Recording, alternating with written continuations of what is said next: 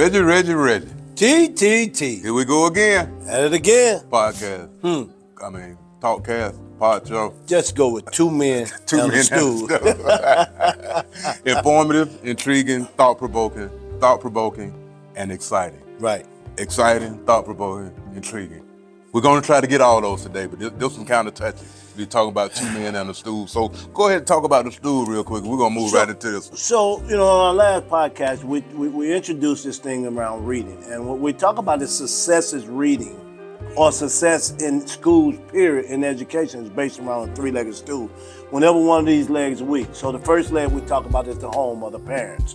The second leg we're talking about the school or the classroom, meaning the principal, administrative staff in that classroom, the culture and climate of that classroom. And then the third leg is the student has to take on some responsibility to get turned on the living so they can get turned on the learning. So we set reading on top of the stool.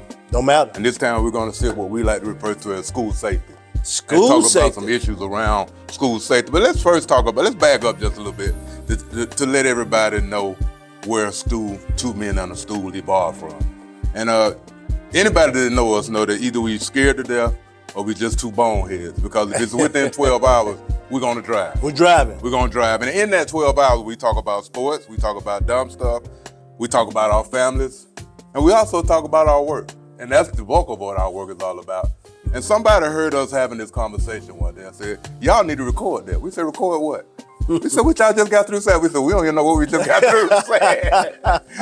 So after hearing that from that person, that's a good friend of ours, we said, let's give it a try. And this is what we can. We already had the stool and the work that we were doing as we talk about some of our presentation, and then the two men, and there evolved two men on the stool. Thus, the work that we've been doing the last 20 plus years. But this next topic, Tony, I think... Let me set it up, Reggie, so we make sure, know, because... you go ahead and set it up, because I'm already finding myself getting emotional behind this next topic because of our experience. Because of the experience. Because of the fact that, we had an opportunity, and I think it was an opportunity. And I know we said we'll talk about it later on in the show, but I think we'll introduce the opportunity. I want to set the whole opportunity of the whole situation up. We were visiting one of our schools, and the principal had told us that we're going to have a drill later on today, so if it happens, you just fall right in with the drill. We had no idea that, I don't know if it's the right name for it, but it was an active shooter drill. And all of a sudden, you and I, we decided to become a part of it. I became a part as an observer. Let me tell you exactly what happened. But I want to make sure that our audience knows. This is when teachers barricade their door, lock it, turn off the lights, and move all of their babies to one classroom. And for us, we were in a second grade classroom. Not in a classroom, in a corner of the classroom. In the corner of a classroom. In the corner of a classroom. That's very different. Right. And they're hiding at this time from what, if the case was actually happened, would be an active shooter. So just let me finish setting it up, because I want to let everybody know where you were. So I kind of removed myself from being a participant. I just became an observer, and I started looking around and looking at all the things going on. The two teachers that were getting the kids to be quiet, and they had all the sign gestures that they were giving. I saw you move into your mode, and I'll let you share that, because that was your personal experience. And I'm thinking to myself, I've heard a gunshot before. And I know the objective in this active shooter drill is to disappear. And I know that it sounds like a cannon. It doesn't sound like the pow-pow that you hear on TV and what they got people to believe in, because I know what it sounds like. And I'm thinking to myself, if this was real, but I know it is a practice and it's a drill just in case, your experience. First of all, I made a decision, had my nice suit on. Yeah, you was at least in my mind, I thought it was nice anyway. I thought I looked good, but no, seriously, I made a decision to put myself in the same position of the students. And so I got on the floor. I listened to the instructions of the teacher, getting the students quiet, and I became a student. And I tried to put myself in the position, here I am as a grown man. I tried to put myself in the same position as those first graders, those second graders, and just experience what they were experiencing. And I looked in their faces, and they treated it like it was a regular drill. But we know that based on our experience of an active shooter. And when I was on that floor, Tony, I was crying on the inside. I wasn't crying because of what was going on. I was crying because of what could possibly happen. And how does a baby defend him or herself? And we know, I'm not going to get graphic, but I am going to be real and say that what we experienced and what I experienced sitting on that floor, going through that, the teacher giving out orders or telling the students what to do, then I thought about it. What would happen if this is a real shooter? How would our kids respond? You're asking babies to be quiet? And when you talk about the quiet thing, keeping in mind that there was another classroom right next door to us that had a student in it, and we're not saying anything against this student, that didn't have the ability or the mental capacity to be quiet on command. So the whole time he's making noise while we're supposed to be trying to Because that student has some special needs. He has some special needs. He has some special needs. He could not do it. And he couldn't do it. And so now you have two classes that are in danger. That are vulnerable. Right. But yet, we're asking teachers to do so much. And based on my experience in the military, knowing what a weapon can do to a baby, to a person's body, a weapon can pierce body armor. I won't get graphic, but we really need people to understand. Okay, Tony, go back when you were, since I'm a little older than you are, go back when you were in school, and then we're going to bring this thing full circle. Talking about the drills we used to have. What about the drills we used to go to? What were some of those drills? Tornado drill. Tornado drill, yeah. That's when everybody went to the middle of the hall and you got down in this position and we were out there giggling and being crazy and really taking it serious but not taking it that serious. Exactly. Because we didn't see that type of danger. And then we had the fire drill, and that was just a free fall. That's when everybody. You had to get out the building, so you knew you were going to miss about 45 minutes of classroom time. That's right. Just having a good time. And we didn't always take it serious, but we took it serious because that's what the adults. But we took it serious. So we've gone from, and then even if you go back into the 40s, we used to have nuclear weapons and biological. No, I'm not that old to know that, but I did some research and looked back in the day. Yeah.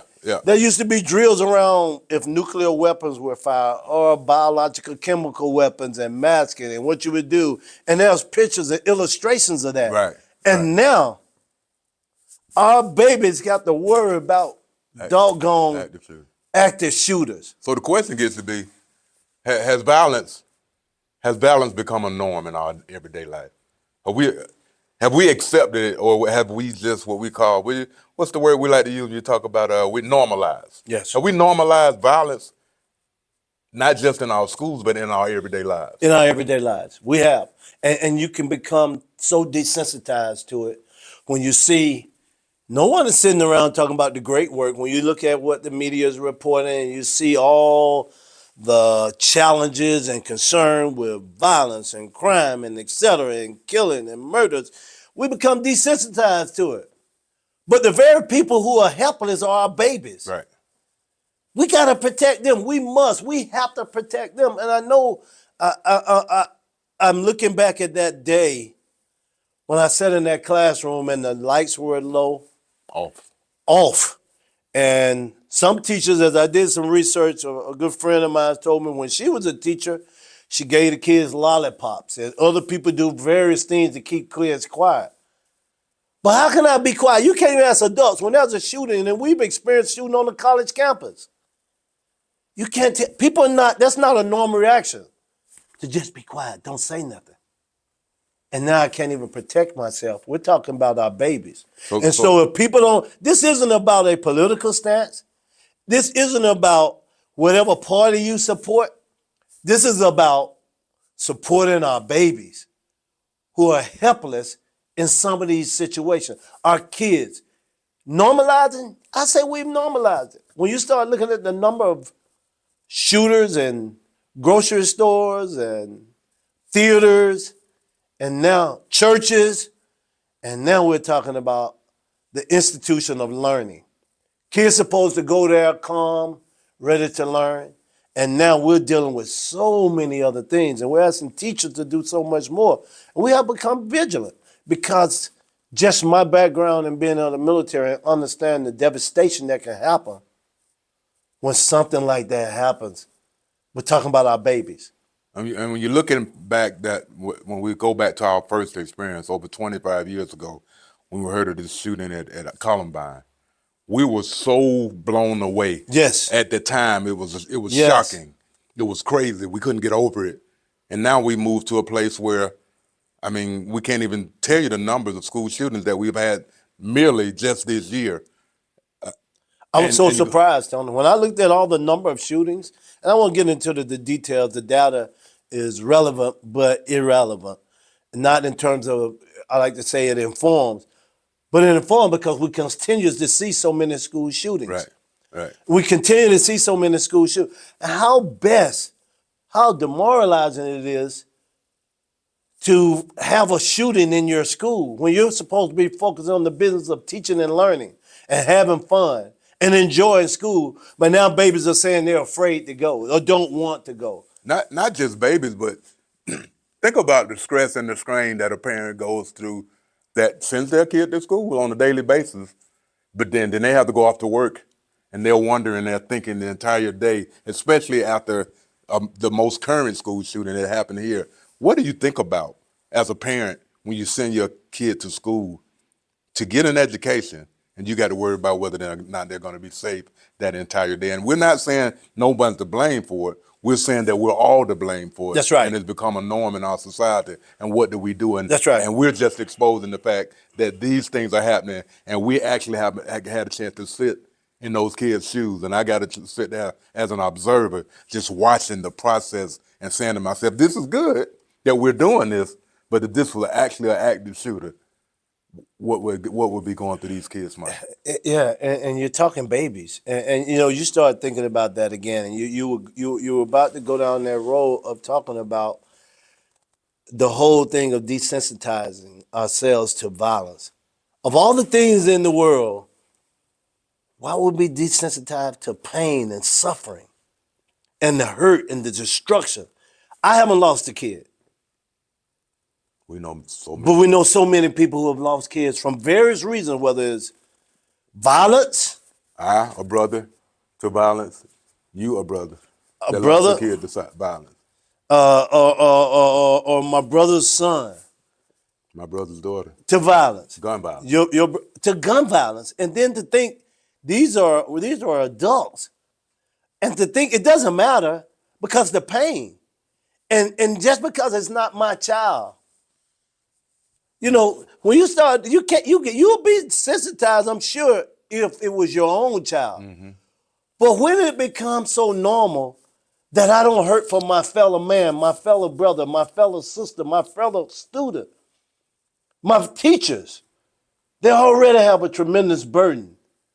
And now we're asking them to be first responders, to active shooters, to deal with it in some kind of way. You know, we talked about young people in schools who are loners, that no one recognizes. No one is befriending. We talk about bullying. We talk about all fights. We're talking about all these things that could lead to people being hurt. And it shouldn't be okay. Well, I look at the emotional damage that has to be caused to a kid that actually experienced that or was a part of a school shooting. And also the emotional damage that, and I guess it's been normalized. So when you think about the fact that I'm sitting here going through an active shooter drill, emotionally, I got to be thinking to myself, so there's a possibility that an active shooter will come in this building. So will that impact my academics? Will that impact my behavior? Will that impact my attendance? Because now I don't feel safe going into that building every day knowing that I have to have an active shooter drill. So now I'm thinking emotionally, that automatically damaged me going through that experience personally, because you know that the rest of that day, that's all I could talk about. But we just sat through an active shooter drill. But think about it. We always think about PTSD as relates to military and police officers or firemen. But this is a traumatic experience for our babies. Yeah. And we're asking our babies to adjust, learn to read, go to school, do great things. But yet, also we want you to go through these drills called active shooter drills. and the emotional terror that it takes away. We could talk about various schools and homecomings and all these other things that have happened. But I'm reminded, let's stay in the institution that we're so familiar with.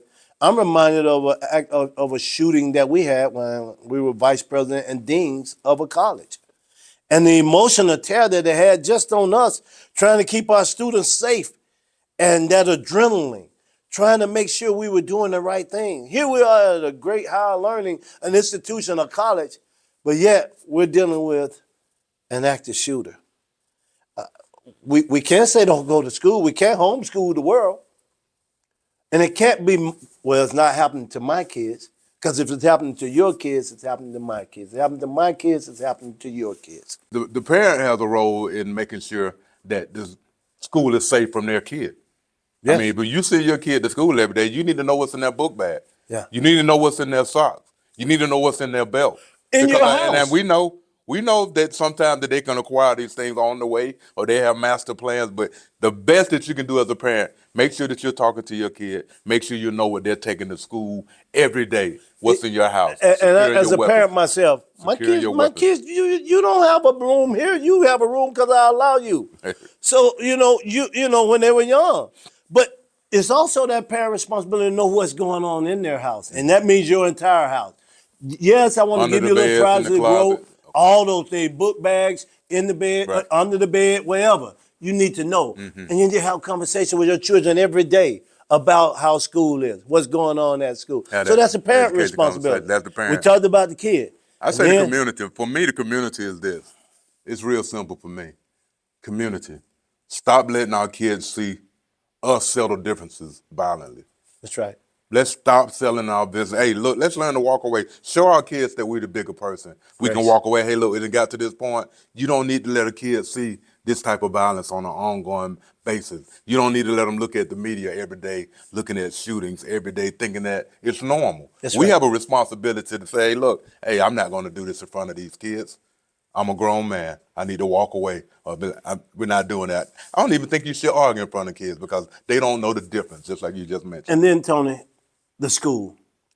The school, the drills are great, but look at the culture and climate of the school. And it all founds and look at the culture and climate of the classroom. I don't care what you're teaching. It doesn't matter. But if your culture and climate of your classroom, and some people say classroom management, and the school, making sure that all the processes and systems are in place to prevent what you can't prevent. And all of us have a role in the success of preventing what we have found to be something as awful, or just an awful experience. And active shooter drill. Or to actually go through one. Yeah, we can go just on and on. Experience. We can go on and on about this because when you think about the school, you think about the community, you think about the parents, and you think about the student responsibility.